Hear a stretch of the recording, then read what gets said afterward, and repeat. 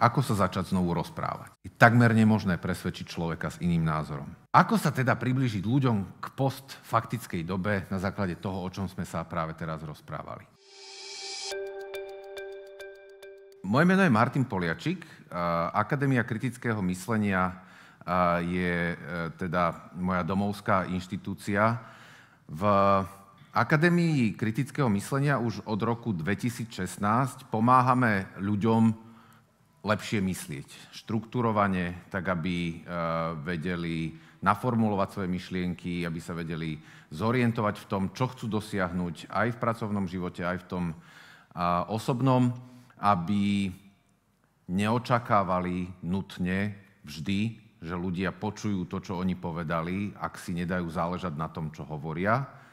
A tým, že sa nám teda blíži ten čas vianočných kapustníc a kaprov, nad ktorými môžu vzniknúť rôzne diskusie, ktoré nevždy musia nutne byť príjemné, tak dneska sa pozrieme na to, že prečo sme sa vlastne dostali do tej situácie, že zrazu aj bežné rodinné konverzácie sú problematické, a na základe čoho sa môžeme od tých problémov aspoň trošku odpútať a čo s tým môžeme robiť, aby sme tie vianočné sviatky, možno aj s ľuďmi, s ktorými sa nestretávame tak často a nemáme také isté názory, tak aby sme to s nimi nejak zdarne prežili. A toto je knižka, ktorá vyšla v slovenskom aj českom preklade, teda v slovenskom origináli a českom preklade Pořádek v hlavě, alebo Poriadok v hlave. Sedí tu mimochodom aj krstná mama českého prekladu, Irenka Zatloukalová. A v tejto knižke som sa snažil 26 rokov, vlastne, čo sa už venujem kritickému mysleniu, dať do takej usporiadanej formy, aby dala ľuďom to, čo je tam napísané, vlastne nejaký manuál alebo vstup do sveta kritického myslenia. A dneska sa zameriame teda hlavne na tú časť, že ako prežiť tie komplikované alebo ťažšie konverzácie. Na slajde môžete už teraz začať odpovedať na otázku, že čeho chcete dosáhnuť v konverzáciách, ktoré považujete za nepríjemné.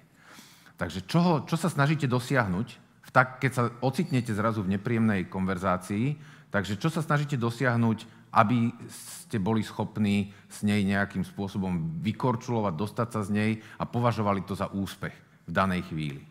A my v nejakej chvíli v tej prezentácii sa dostaneme do momentu, že ja vám skúsim na to odpovedať, ale v podstate až do toho času, čo je zhruba 30 slajdov, že,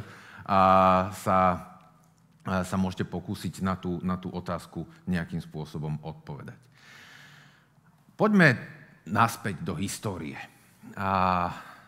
Na tej fotke, ktorú teraz vidíte na prezentácii, máme čerstvého tridsiatnika a niekedy v roku 1900, myslím, že toto je fotka, ktorú odfotil Karol Plicka niekedy v roku 1917.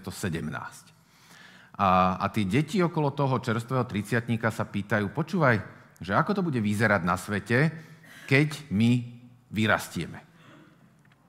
No a keď si zoberiete, že zhruba do prvej svetovej vojny, ako to mohlo vyzerať niekde na Lazoch, niekde na Orave, alebo na Kysuciach, alebo neviem, Krkonoších, tak ak by povedal ten pán, že viete, deti, keď vy vyrastiete, tak to bude so svetom vyzerať zhruba takto, tak by pomerne presne popísal tú realitu o 20 rokov, až do nástupu prvej svetovej vojny, keď sa to začalo dramaticky meniť. A možno, že na tých Lazoch ani tam nie. Že možno, že aj tam to bolo plus minus to isté, akurát sem tam preletelo nejaké lietadlo.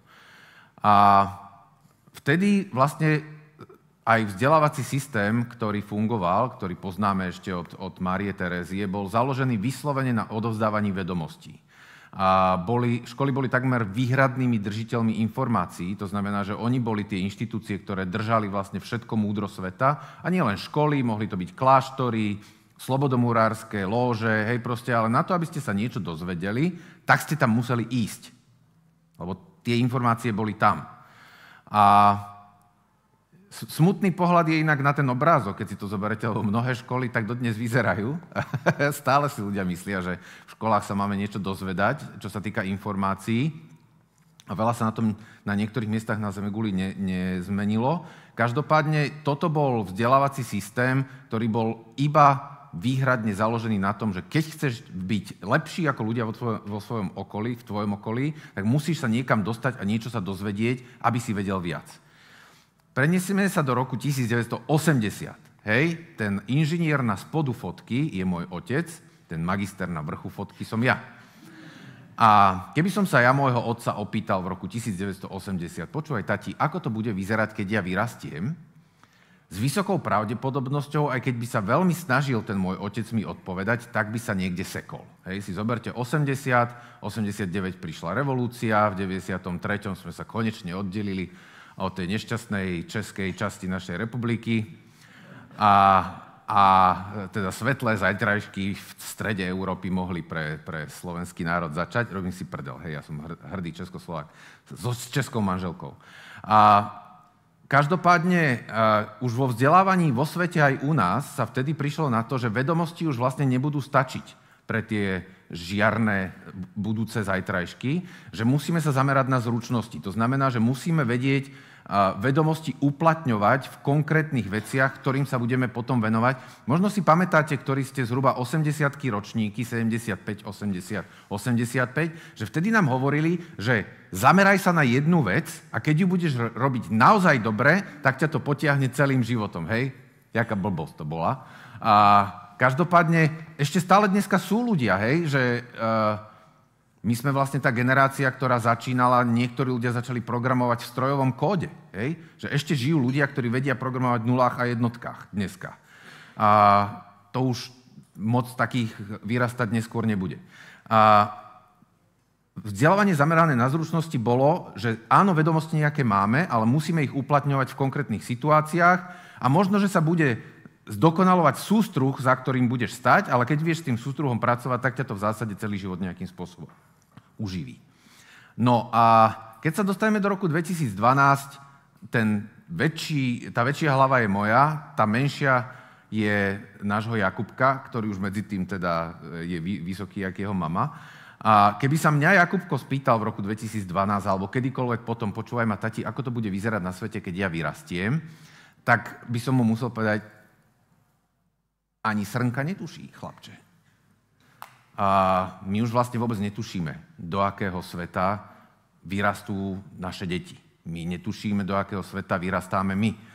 A v zásade budúcnosť je tak neuveriteľne otvorená a dynamická, že kdokoľvek, kto sa dneska tvári, napríklad vo vzdelávacích inštitúciách, že ide pripravovať deti na budúcnosť, o ktorej on niečo vie, nutne klame. Pretože my o budúcnosti detí na školách dneska nevieme takmer nič. Len to, že o nej takmer nič nevieme. A tým pádom vlastne dobré vzdelávacie systémy, ktoré sa týkajú nás všetkých, musia byť zamerané na budúcnosť a musia byť tzv. Adaptability based. To znamená, že musia byť založené na prispôsobivosti. A keď si zoberiete, že ako sa vyvíjal vlastne ľudský druh, naša civilizácia, tak naspodu na tej linke, na tom grafe, máte aj vlastne na tej bočnej počet rokov, ktoré trvali od jednej významnej zmeny v civilizácii po druhú. Hej? Keď sa pozriete, tak vlastne hore od vzniku života po nejaké multibunkové organizmy to bolo 10 na 9 miliarda rokov. Niekde v strede od Homo sapiens ku Homo sapiens sapiens, hej, že sme sa začali zdraviť pri vchode do jaskyne, tak to bolo niekde na 10 na 5, hej, 10 000 rokov. Od industriálnej revolúcie po počítač už je to iba 10 na 2, 100 rokov. Úplne na spodu máme personal computer, osobný počítač, tam už je to desiatky rokov. A my už sme pod tou bodkou. Hej? Keď si predstavíte napríklad, že porovnajte si ChatGPT pred rokom a dnes, teraz nedávno mal výročie, alebo Midjourney si predstavte pred rokom a dnes, my žijeme v dobe, keď z mesiaca na mesiac prekonávame rovnaké technické vlastne revolúcie, aké kedysi trvali stovky, možno tisíce rokov. Čo znamená, že my sa reálne každé ráno budíme do iného sveta, než do akého sme si večer boli lahnúť. A tým pádom vzdelanie zamerané na budúcnosť už sa netýka len detí. Ono sa týka každého jedného z nás. My vlastne každé ráno sa musíme zobudiť, poobzerať sa, že do čoho sme sa to vlastne znovu zobudili, prispôsobiť sa a až potom si dávame spodné prádlo. Až potom vychádzame z domu. Lebo bez toho by sme vlastne neboli schopní ten ďalší... Môžete to spraviť naopak, najprv prádlo, až potom sa poobzerať, ale moc neskôr by som to v ten deň nerobil. A čo to znamená je, že vlastne všetky vzdelávacie systémy pre deti, pre dospelých už dneska musia byť celoživotné. Už neexistuje človek, ktorý by si mohol povedať, ja už viem dosť. Dnes každý deň narastie celkový objem vedomostí viac, než kedykoľvek na svete predtým narastol za stovky, desiatky rokov. A tým pádom prispôsobivosť je jedným zo základných hnacích motorov toho, že budeme v našich životoch úspešní. A predstavte si, že by sme vedeli cestovať v čase. Hej? To, čo vidíte na obrázku, teraz je Pišta. Pišta je SBS-kar v banke a má jednu významnú schopnosť, ktorú nikto z nás nemá, aspoň dúfam teda, že ja ju nemám, možno niekto z vás, že vie cestovať v čase. Pišta dokáže sa presúvať v čase a tým pádom Pišta z januáru 2020 sa môže rozprávať s Pištom z januáru 2022. A ten 2020 mu hovorí, počúvaj, čo sa mi dneska stalo. Sedím v banke na tej stoličke za dverami a zrazu príde chlapík do banky a celý ksicht mal zakrytý chirurgickým rúškom úchylák. V januári 2020. Tak som vybehol z tej stoličky, chytil som ho takto za ten golier, som ho hodil takto rýchlo na tú stoličku, na ktorej predtým ja som sedel a hovorím mu, čo to má sakra znamenať? Nemôžete vôjsť do banky so zakrytou tvárou, to je proti všetkým bezpečnostným regulám. A vyhodil som ho von. A ten z januára 2022 mu hovorí, no počkaj, ale čo sa mne stalo?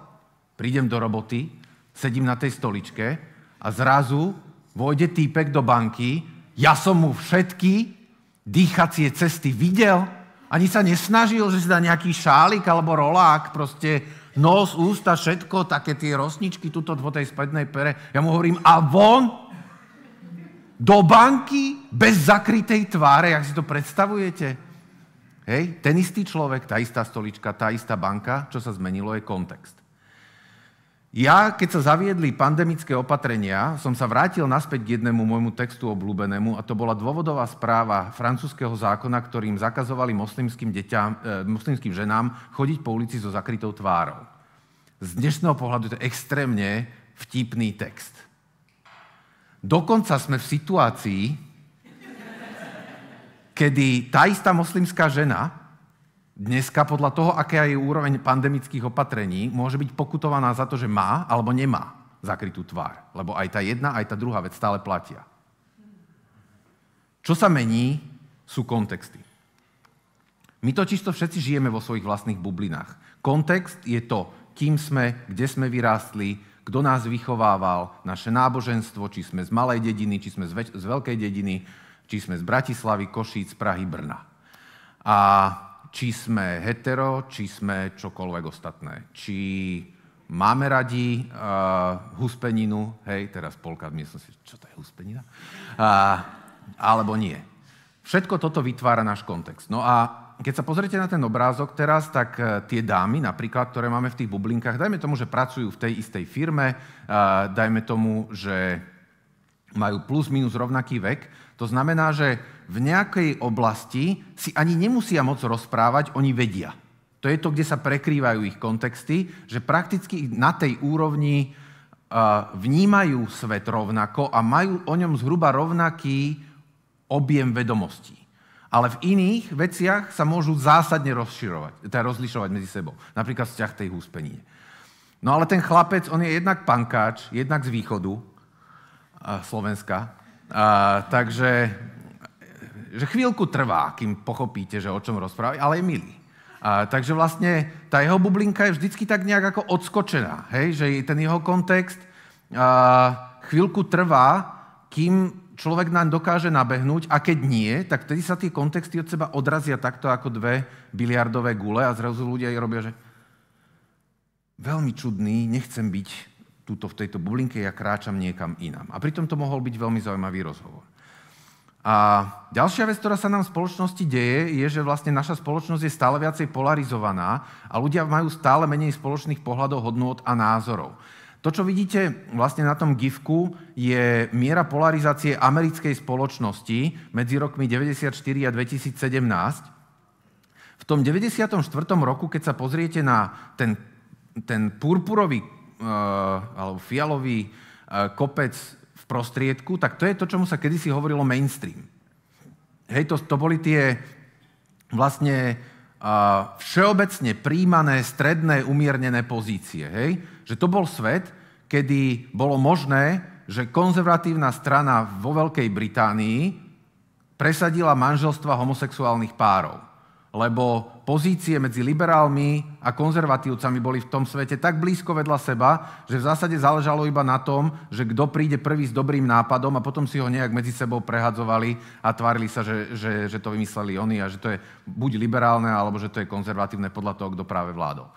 Keď sa pozrieme na rok 2017, a treba povedať, že odtedy sa situácia zhoršila, tak vlastne tam centrum gravitácie už celkom jasne nie je v strede. Centrum gravitácie je na krajoch. Čo je dôležité povedať, že mienkotvorné autority, ktoré väčšinou sa pohybujú na vrcholoch tých kopcov, tak oni vôbec si neuvedomia častokrát, že oni sa pohybujú jedným alebo druhým smerom. Že tí, čo boli kedysi v strede a formovali vlastne mienku pre celú spoločnosť, dneska sú extrémistami na jednej alebo druhej strane, lebo prirodzene tiahnu ľudí za sebou. A oni vôbec nechápu, prečo je niekto zrazu tak zásadne iný, než sú oni, lebo on ostal na tom druhom kopčeku. Hej? Len si predstavte, akože nohavica, hej? Alebo ja neviem, kto sa v Čechách zbláznil v poslednej dobe. No dobre, to je jedno. Na Slovensku to môže byť, že Markovič. Hej? Milan Markovič bol, že na vrchu toho kopca, kedysi v strede. Mienkotvorná autorita, ku ktorej sa všetci pozerali s rešpektom, dneska mu tak akože švíhá v tej hlave, že jeho to odnieslo úplne na kraj tej ako dezolé scény, a on nechápe, že prečo je zrazu celý svet iný, lebo veď stále ho nasledujú davy. No lenže už je to iba polovica z celku a je to na pole tej názorovej vlastne škály, ktorá je na spodu.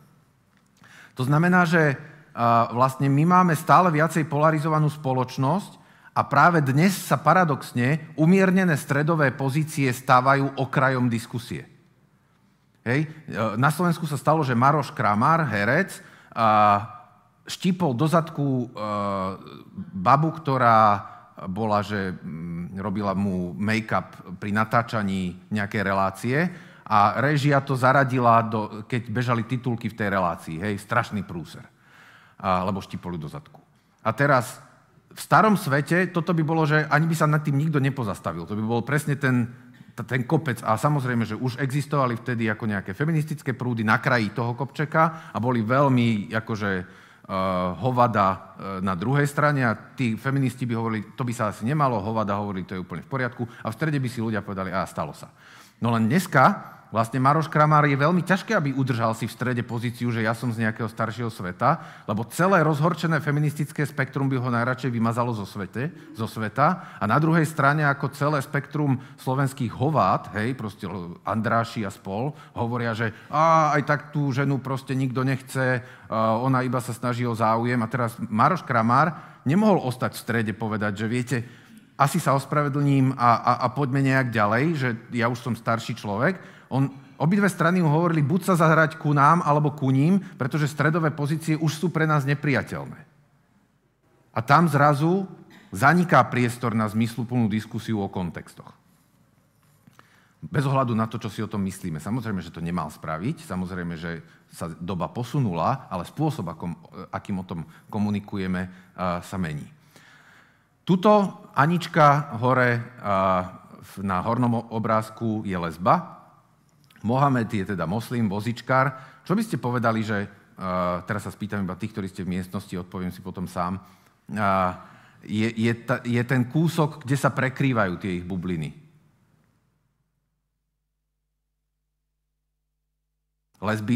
Lesbické dievča niekde v Ostrave, hej, a muslim na vozíčku v Čechách, alebo na Morave.